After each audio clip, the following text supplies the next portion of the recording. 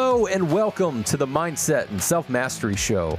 I'm your host, Nick McGowan, and on this show, my guests and I unpack the stories that shape us and the lives we lead on our path to self-mastery. Today on the show, we have Rich Mollica.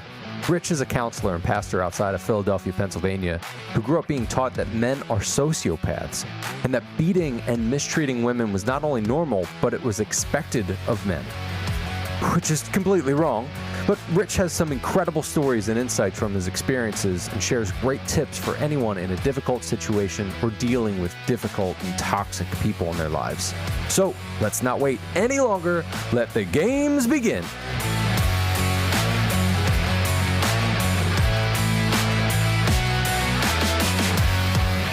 Rich, hello and welcome to the show. I'm so glad you're with us.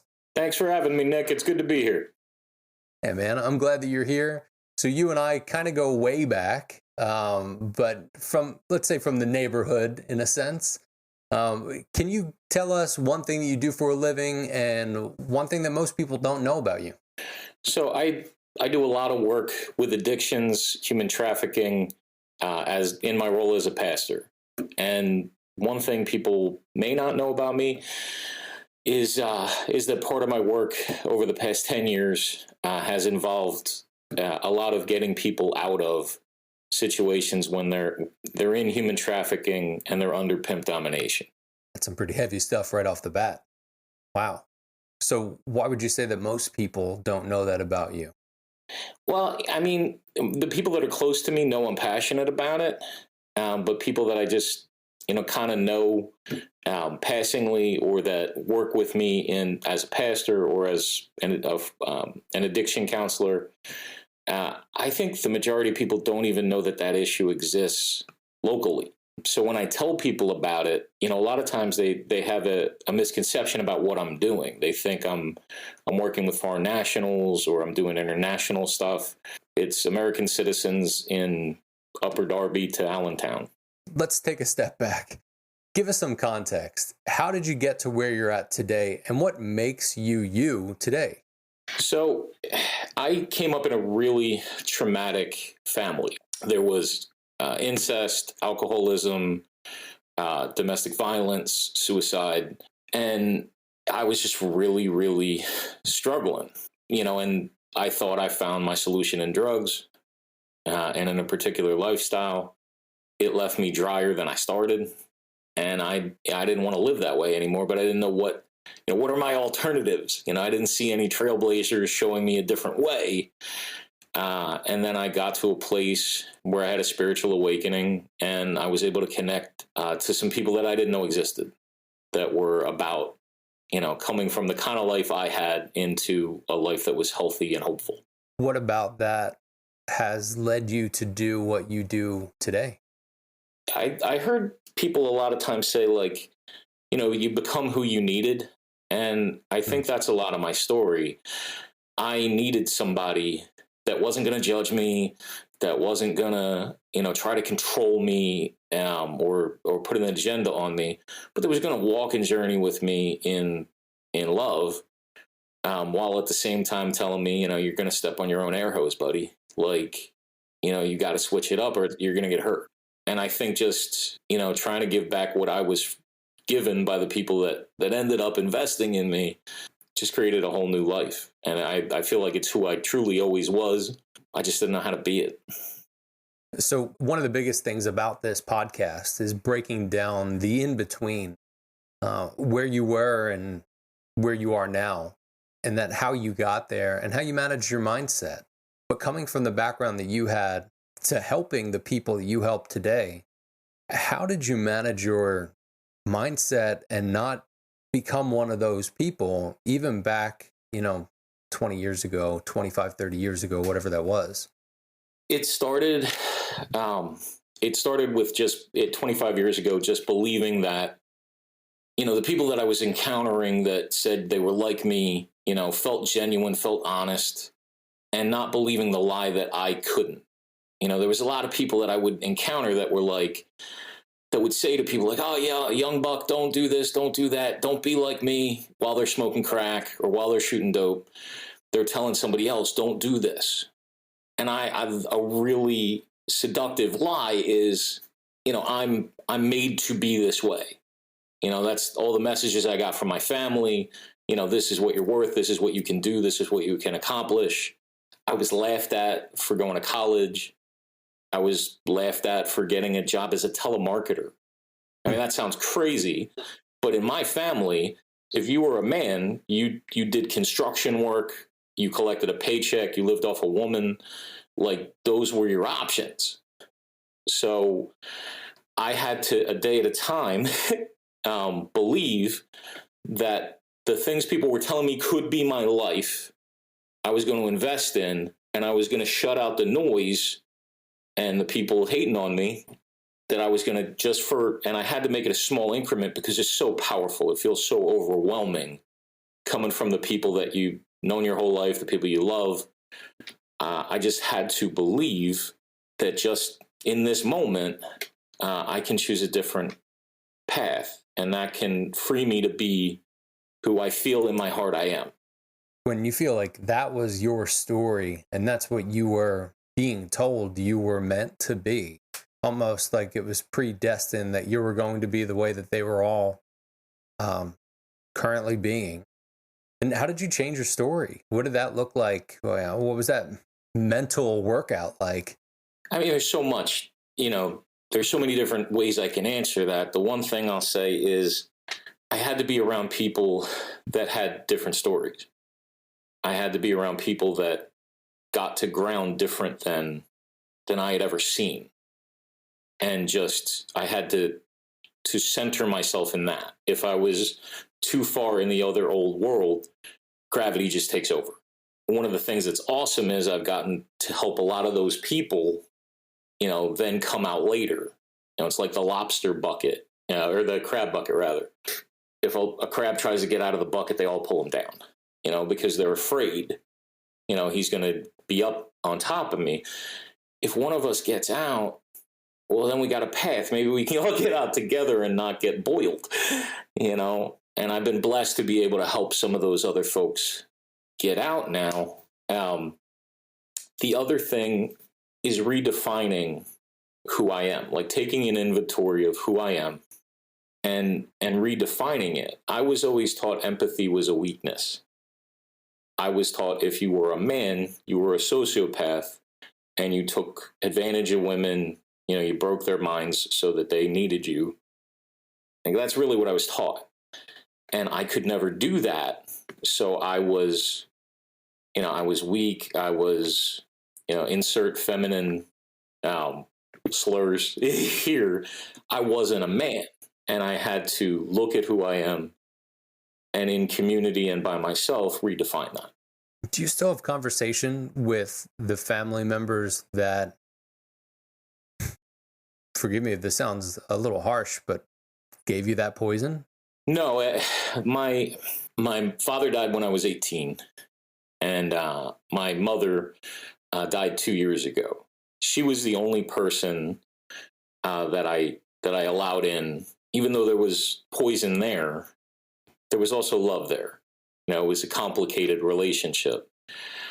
But everybody else, I had to. I'm moving away from you in love. I love you. I don't hate you. Nobody gave me an attaboy or a parade for that. But if I stayed in that, even if it didn't wound me at all, which it would have, I would have transferred all that into my family. And I am dedicated to trying to give my family a different story and starting ground than I had. And that meant distancing from my family of origin. And I think we've all heard before, you are the sum of the 5 people you hang around with the most. And that does consist of family. If they are part of that 5, family, friends, coworkers, whatever that looks like. So for you to go through all of what you went through and be able to say, I can't have this relationship or even connect with you anymore. I think there are people that listen to this podcast that feel like they need to make that decision, but are afraid to make that decision because it's the unknown, right? It's the God knows what's going to happen and how they're going to feel or how I'm going to feel. So what would you suggest for somebody that's going through that and really does need to make that decision? you're not helping anybody by absorbing their abuse. It's not helping them either, you know? And I think at different points I felt like, you know, my love will win the day. My loyalty will win the day. And it was just harming me and not helping them. Look up any resource you can. YouTube is full of them. TikTok is full of them on narcissistic relationships. And you will start to understand the patterns that you're being grinded apart by. There are two different ways to separate. The one is called gray rock. And that's essentially, you know, choosing where I can meet you. You know, I can talk to you on the phone and that's it. And if you get out of hand, I'm hanging up the phone. Or I can see you, but only in a public place and only for a specified amount of time. You know, you set the parameters. And then there's just going cold and just severing the relationship indefinitely, or at least for right now. And that's a personal decision. You know, with my mom, I could have justified severing the relationship for some of the things that we went through. But I didn't want to do that. I saw the value in maintaining a relationship with her, and the last year of her life was the best we ever had. For my extended family, my aunt tried to stab my mother. She set fire to her husband's house and went to prison. I got a phone call from one of my family members that struggles with mental illness, that if I kept making my cousin fat spiritually through my witchcraft, they were going to kill me. And Nick, I know it must seem like an obvious decision, but I still labored, you know, but it was just too crazy and too chaotic. You know, I remembered, and I saw it in the life of my daughter, you know, as a potential future for her. I remember being a kid, like trying to figure out, you know, why Aunt such and such was saying this or thinking that. And I won't allow it. I can't transmit that pain. It's not helping my extended family. It's only hurting my current self and family. So for anybody struggling with that, I would just weigh it out with counsel, with support people, and please do your research. Look up narcissistic relationships. It will equip you to understand this system. Are there some signs or things that you can point out that people can be mindful of? Sure. I think gaslighting has kind of entered into the common vocabulary. But when, you know, people say things, do things, and it's just, oh, what are you talking about, honey? You know, you just got to get a thicker skin. I didn't mean that. If that's a pattern, you know, that's one thing to look at. Love bombing. You know, it starts off with adoration and affirmation and, oh, you know, romantic relationship. Oh, baby girl, you know, we had a good thing. Whatever happened, you know? And then you go right back. It doesn't take long. And they become stingy with affirmation, heavy on criticism. And they set themselves up as the only person that can give you value. And if you look at it on paper, it's insane. I've seen women that were making all the money in the household, that were handling everything. But they felt like and this was my mother and father, the women felt like they were being given a favor for paying for everything, for doing all the work and absorbing all the abuse. You know, he condescends to keep me around. I remember saying to my father, I think I woke up a month later, he would always talk about spending money on me and on my mother and how we're freeloaders. And we were all on welfare. So I said to him, Dad, I get a paycheck too, just like you. You know, I want my check. You know, I woke up and it was 2 years later. But like separating yourself from it for a minute, analyzing what's actually happening, and having, you know, there's always trying to cut you off from resources or outside people that will help you in your perceptions. You got to fight that. You got to connect to people that you can actually, you know, trust their mirror a little bit, whether that's a therapist or pastor or person in a 12-step group. You need to get out of the box so that you can see it a little bit more clearly. Yeah, it takes people being aware of what's going on, what's actually happening. And it can be so easy for us. And I think everybody's done this. They've been in some sort of relationship where they've allowed things to just be. however it is. And then they get out of the relationship and think, what was wrong with me? What was I thinking? Why did I allow this? Or why did I allow that? Or why did they allow this? Or why did they allow that? I know you work with people at different times that deal with narcissists, but do you also work with the people that are the narcissists? Because I would imagine that it's slightly different of how they have to go about fixing their problems. One thing just to say to the previous question, once you realize that it's a game, that it's a formula, and that it follows a similar pattern, it blows your mind because you always think it's about me. And then realizing it's not about me, this is all about control, and it's a playbook. In my working with narcissists, I'll be honest with you, I have not seen great results.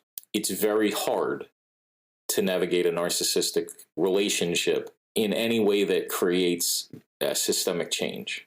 It can be done, but if you look at Dr. Ramani is on YouTube, she's very cold and factual about the likelihood of that happening, in particular if it's a malignant, physically abusive, vindictive narcissist. There are kind of levels. If you're married to a Hollywood actor, they're probably somewhere on that spectrum, but you might be able to live with that level of narcissism. When you get into kind of what I'm talking about, where it's more volatile, I mean, a lot of times it's just damage control, honestly. What you're talking about is vastly different financially than somebody from Hollywood who's a narcissist and constantly has a camera on them. That's got to be tough to be in the limelight and have all of that. That's a whole different story. I think really what we're talking about are the people that are either poor or middle class, or it could be rich people. It's poor-minded. The negative mindset and that fixed mindset of not being able to grow, not being able to get out, so everybody else should drown with me. And like you said, the crab being able to pull them back down. And for that one narcissist that's listening to this show, you can go away now. For the others that may think you're a narcissist, you're not. You're just a jerk at times. And I'm right there with you. I get that. So how do you, Rich, help the people that are on that path to be able to get out of that, whether they be in their teens or in their 50s, 60s? How do you work with those people? The first thing is just non-judgmental rapport. I'm not going to judge you, and I used to, early in my counseling days, try to save people from these relationships, and that's a disaster. I just let them know I'm here, let them know they have options, mirror back to them, what I see in them of value. Try to build, a different mirror of yourself. Look at what you accomplished, look at what you survived, those kind of things. You're handling a household and 3 children, and he hasn't worked in 10 years. That's amazing. So those kind of offering resources, just trying to build outside connection without threatening it. Because if you threaten it, it just turtles up. When the narcissist or the abuser feels threatened, and the person's not ready yet to jump, then you just get cut out. And that happened to me 20 times before I realized this isn't the way to navigate this. So how did you get through that? Or just was it a matter of numbers game, or the 20th time you slapped yourself in the face and went, got it? Yeah, just seeing it and then trying to just be the connection. If you're with them forever, I love you, I'm here with you, support you, whatever you decide. Giving them autonomy, which they have anyway, but affirming it. I had a woman who was being severely beaten and almost killed while pregnant. And this happened to her multiple times. She got out once. I helped her get out. And she ended up, after she had the child, going back. Because I want my baby to have a father. And he's talking different. And then a year later, the abuse got worse. It always escalates. And she came back. Because this was a safe relationship for her. She knew I wasn't trying to control her. She knew I wasn't trying to shame her or take advantage of her in any way. And now I'm extremely proud that, she's a single mom raising her son is going back to college, has a great job, but it's chess, not checkers, for sure. You've gone through a lot of stuff and you've helped a lot of people through a lot of things as well. Are there any major points in life or situations that you can look back at and say, wow, that was a moment in time that changed me? Yeah, I can think of several. When I was my first, I was sober for about a year, and my mother was in one hospital, psychotic, tied to a bed. My grandmother fell, and her feet were touching her back when she fell. She was in Taylor Hospital. I was going back and forth from both, and I got fired from my telemarketing job because I was missing too much time. And that voice of, you're an idiot for thinking that you could do different. Go back.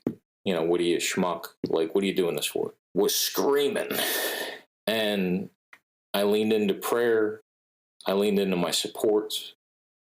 And in our crises, in our greatest obstacles lie our opportunities.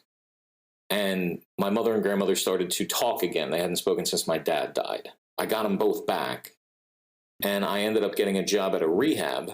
I didn't think I was good enough to do that work. But a friend said, hey, just give it a shot. You have enough clean time.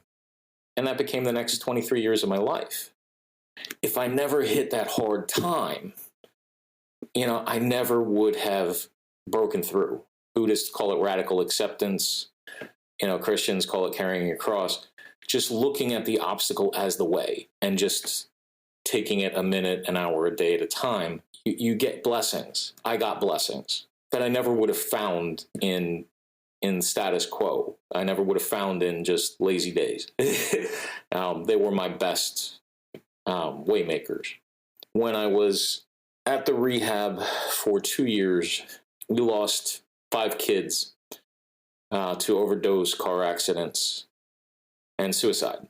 And I didn't know how to cope with that. I loved the kids I worked with. I looked at them as my family at the time. I very much, counselors would say I over-identified. I loved them. And I lost 5 of them. And then they closed down our unit. So there wasn't even I can double press now. I can take this energy out on helping the next kid. And the same thing that, I just had to press into my supports, press into prayer, press into positivity. And that ended up creating a resilience in me and a passion in me that's sustainable. That could have destroyed me. And I think it could destroy anybody. The only reason it didn't is because I pressed into the things that transform suffering into meaning. How did you get to that in that tough time to be able to understand that I got to press into this? I think it helps a lot when it's survival. A lot of people talk about, I'm thinking of like Carl Jung and Marcus Aurelius, talk about living in your purpose, and anything other than that is a death, is a negative thing. I knew this is what, and I put it in terms of God. I knew this is what God called me to. And if I retreated from it, I don't know where I would have landed. I think it could have gotten, really toxic. And I know the things that help me survive. So it's kind of like, are you going to try to swim, or are you going to let the enemy army kill you? Well, I guess I'll try to swim. And it's never failed me. It's always brought me to, and even though I don't like it, I don't like what happens when I lose people. I'm angry at reality. But that is how I know how to negotiate life on its own terms. Avoiding it, being resentful at it doesn't do anything but steal me from my purpose. Is that the thing that you hold on to when that stuff happens now? That you can lean back onto and go, oh, I'm good, just keep pressing on? Yeah, and it's not like a pressing on in the John Wayne sense of I'm just going to pull my bootstraps up and walk into the village. It really is like opening myself up, my genuine vulnerability, my genuine pain to, a trusted community. and to the God I learned to trust. And looking at it in reality, I'll procrastinate for 3 days. I'll watch Netflix. I'll eat too much pizza. And then 3 days in, I'm like, all right, are we gonna do this for the next 40 years, or are we gonna start doing what gives us life and what's gonna heal this? Yeah. To be aware of that, it can easily turn in from 3 days to 3 months. And I think we've all been there in some way, shape, no pun intended, and or form. We've all been in different spots like that. It's asking ourselves that question and actually having the balls to be able to say, hold up, it's been 72 hours. I'm putting a lot of crap in my system. Am I going to stop now, or am I going to keep doing this?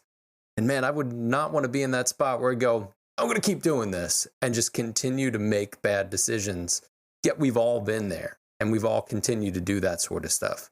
So when that sort of stuff creeps up now, or even with the people you're working with, what sort of tips or, takeaways do you give them to be able to help in those moments?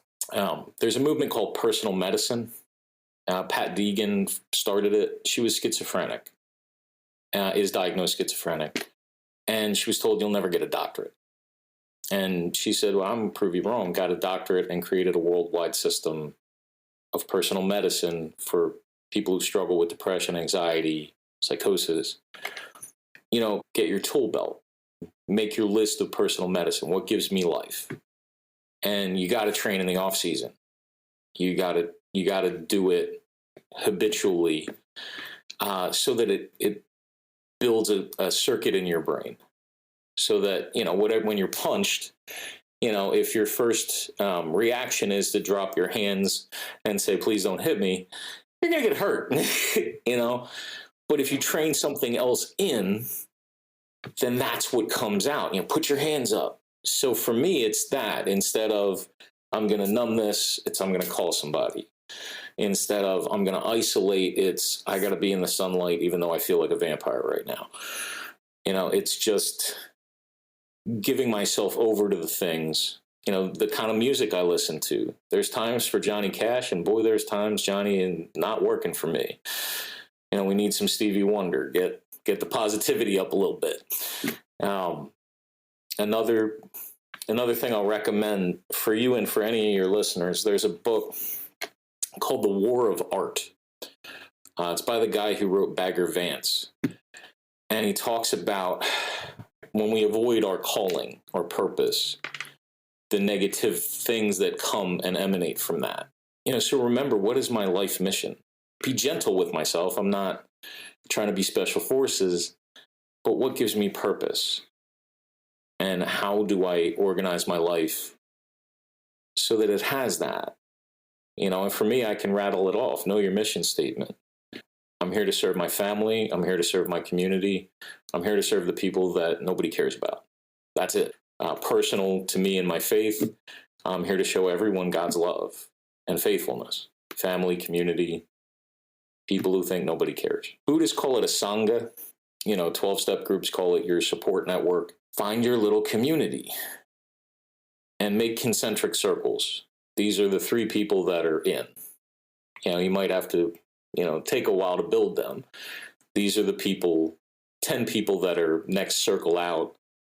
These are the people I just trust generally, and then everybody else.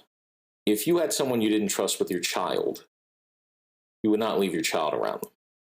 But we trust people with our hearts all the time that we don't trust. So ordering our supports and our lives around healthy relationships, it's transformative. It minimizes wounding. This life's hard enough. And it maximizes the positive influence in our lives so that we can become who we want to be and live in the relationships we want to be in. So for the people that are going through wondering, is this person or this situation worth it for me to stick around or for me to allow them to stick around? What do you suggest for them? One question I always ask is, if this was your niece, your cousin, your best friend, and they called you up and they said, he beat me 3 times. He's not allowing me to have my own debit card. He controls the money. and he cheated twice. What would you say to them? Get outside of it and look at somebody you value, because usually we don't value ourselves the same. What would you say to that person? Now, you might not be ready to change today, and I ain't mad at you for that, but know what you know. Don't manipulate your own thinking. If you wouldn't want it for Kimmy, then why is it okay for you? Why are you okay to be abused? So that's one question I'll ask, just to change the person's perception a bit. I will always say, if you choose this, you're allowed to choose this. But what if it never changes? What if this is what it is? What if you're signing up for this continually? Are you okay with that? If you are, that's fine. Oh no, he has to stop cheating, or she has to, stop stealing my mom's pills, or whatever it is. This has to change. Is there any reason to think it's gonna? How long has this been the pattern? If you're gonna sign up for it, that's fine. I got your back. But I think you have to expect that this is what it is. That's some good stuff right there. Out of all the stuff that you hear and all of the topics and situations that people are going through, what have you been seeing that has kind of been a pattern since the pandemic? I see a few. Addiction went bananas after the pandemic. Mental health issues. I mean, we just know we're social creatures. Babies that are abused do better than babies that are isolated and have their needs met, but aren't connected to anyone. So you saw mental health go up, you saw addiction go up. I really worry. I see a lot of people making money online, and I'm not mad at that. But like the OnlyFans stuff, and with my background in human trafficking, I'm not talking about the person that's deciding to make money on their own. That I'm not demonizing that or shaming that. I just know there are people behind the cameras often that are not choosing this on their own. They're doing it for drug money. They're doing it because they're being threatened that, now that the moratorium on evictions is up, they have a landlord or somebody letting them crash there that's saying, take off your clothes and you can stay here. That's all human trafficking. Anytime there's a financial issue or there's a social upheaval that leaves some people hurting, there's somebody there to monetize that. And that definitely happened here. It happened with human trafficking. It happened with drug addiction. It just helped people gain more control and have more avenues to profit off people's suffering. And with the people that I work with, getting people into rehab is one thing, but trying to get people into trauma-informed or trauma-specific programs, because a lot of times it's so much more complicated if you've been trafficked, or if as a child you were sexually abused, it just affects your recovery. I try to get people into both of those systems, but they're separate systems usually, especially if you don't have good insurance or the ability to private pay. That stuff doesn't get touched. Just a story on that. I had a woman who went into her drug and alcohol counselor. She had Medicaid, and she was African American. And she had a flashback immediately prior to going to this woman of her father molesting her. And it was visceral. It was tactile feelings. And she went into this woman absolutely just heightened fight-flight response, unable to be comfortable in her own skin. And the woman said, listen, we're going to put that in a box. I need to do your paperwork. That's the difference between somebody that has Medicaid or county funding for their treatment stay and somebody that's able to go to Betty Ford Clinic, where they would have appropriately helped her de-escalate, process the trauma. So a lot of what I'm trying to do, especially post the pandemic, is try to piecemeal what people need but don't have the resource for. And thankfully there are different groups I can almost do that with, but it's challenged. I wish we could figure out the one thing that could just solve all, just make it all go away. But you and I both know that that's actually not going to solve the problem. It would immediately fix some of that surfacey pain, but it's not going to actually fix the problem. What's the thing, though, that could fix the problem? And I know that it's people and it's the people, but what's the main thing that you think is kind of the lesson for us to take from this whole debacle that's happened? Treatment needs to do the things that we know work, even if it's expensive, and even if it cuts into a profit margin. And that's hard, and nobody really wants to do that. So in lieu of that, we have to be very grassroots. And people that have suffered in these ways, coming out and saying, I was molested. When I make that statement, because I am a survivor of child molestation, it has an impact on people, especially men, because we tend not to share that.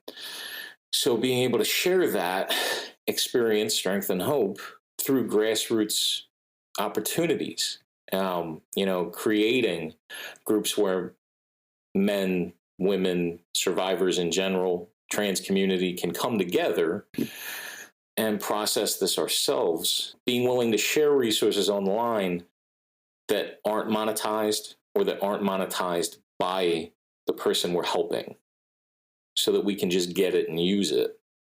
I love what you're doing because you're trying to help men learn how to be resilient without being false, how to actually, be empowered and know their power without the facade and the mask.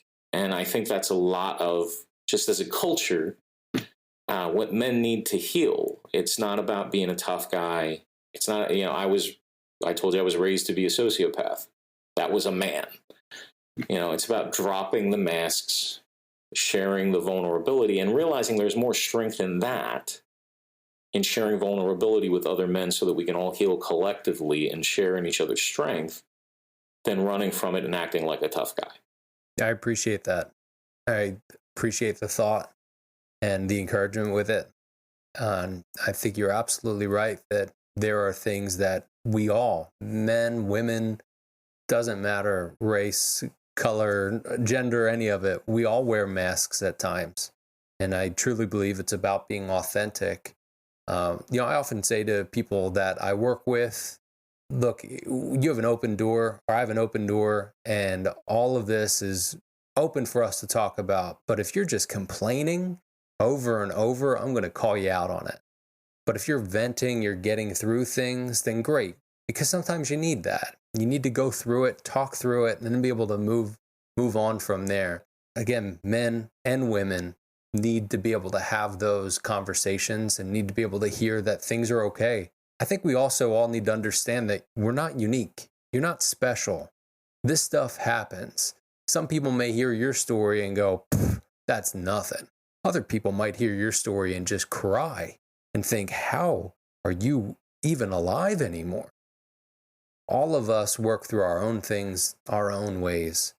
So the people that are on that path, that are working toward a path to self-mastery, what suggestions would you give them to be mindful of their mindset? And what's the thing that you would suggest that they take on that path with them? A victim mentality is something that can keep somebody in a really bad spot with their legitimate pain, but it denies part of the truth that you're stronger, that you're able to achieve healing, that you're able to achieve mastery, as you put it. So be very, very aware when, I remember thinking, I didn't get the good clothes, I didn't get the perfect parents, I didn't get the rule book for how to live. And it's fine to grieve that, but it's not okay to make it into, this is why I can't. This is why I can't succeed. This is why I can't have a good relationship. This is why I drink, or whatever else. Then you're just allowing yourself to be victimized more. You're allowing something that happened in the past to steal your present.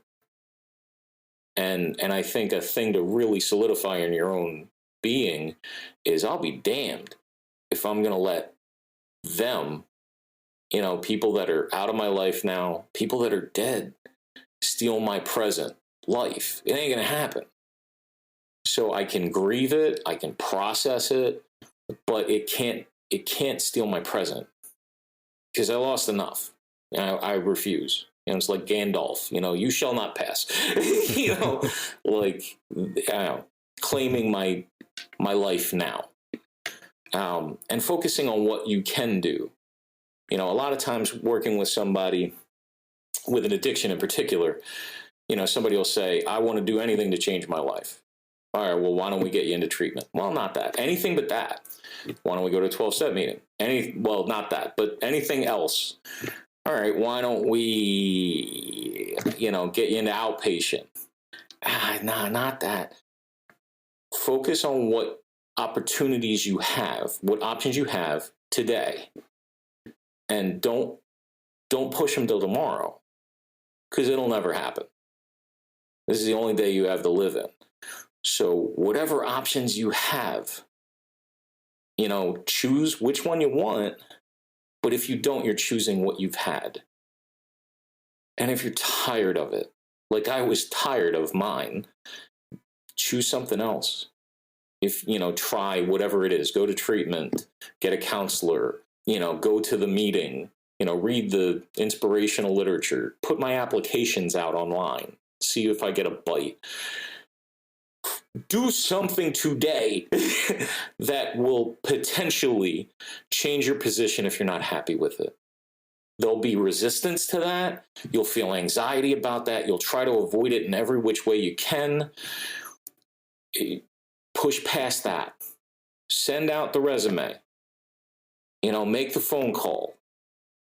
If we seize the moment now to do that thing, because that can change your entire trajectory. Those are some things. Other things that I'll say, be mindful of your self-talk. Write it down. It's like walking through a supermarket. You don't hear the music. You're just walking in your own fog. Be aware of the messages you're telling yourself and then change them. If your internal messages are, "You're so stupid. Why did you say that? Why did you do that?" Or if your own internal messages are like, who do you think you are?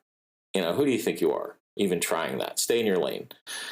Write it down, become aware of it, and then you can change the soundtrack. Most of those come from kids that were mean to us, family members that purposefully or unintentionally gave us negative, poisonous thought processes. Become aware of them. And then switch it up. Instead of, why am I so stupid? I tried, it didn't work. Here's how I can modify. I gave myself a rule. I can look stupid doing something 10 times. The first 10 times, it's okay for me to look like an absolute ridiculous human being. And by time 11, I guarantee you, I'm going to have a grip on it. I'm going to be able to do it better. So not getting into the mindset of perfectionism or fear of failure, accepting failure as part of the learning process and not making myself bad for it. Michael Jordan didn't get picked. Another guy got picked over him, and he didn't make it into, well, I guess I just don't have what it takes. He made it into I'm going to hone my craft until I'm better than anybody else. I'll never be on the second line again, ever. So those are some things to put into place. Looking for distorted thoughts. Find people that you're close enough to say, hey, I thought you were mad at me yesterday. Or, hey, I thought you were bored. I feel like I'm boring you. And I have, in trying to see if my projections on other people were accurate, I found out I was 100% wrong, 100% of the time. I was seeing in other people what I felt about myself. So that's another thing with safe people that you can do. to change your perceptions of reality, your cognitive distortions. That's basically an episode in and of itself. Yeah. All of what you just dropped on us. Man. So thank you for that. And on that note, it has been an absolute pleasure to have you with us today. Thank you for being here, man. I'm so thankful that you've been on the show. Where can people find you? Do you want to share your details? Sure. I'm at St. John's United Church of Christ, Easton, Pennsylvania. You can find me on TikTok, Facebook, or LinkedIn. It's Rich or Richard, Mollica. Feel free to reach out, and I'll throw this out there. If anybody is ever in a situation where you need resources, contact me on those, and I will get back to you as soon as possible. Or you can even reach me at my cell phone, 610-809-9641. Man, I appreciate your heart, and I appreciate that you care enough to be able to share your information, even your personal cell phone. I can edit that out if you want me to. If not, I'm also going to leave this in here so people can hear that you actually care to the point to just give out your cell phone. Totally good. People that hear this, don't abuse that and understand that Rich has an incredibly huge heart and will actually do everything he can to be able to help you. So again, Rich, it's been a pleasure to have you. I appreciate you being with us today, and I look forward to speaking with you again soon. Love and respect you, brother. Thanks for having me.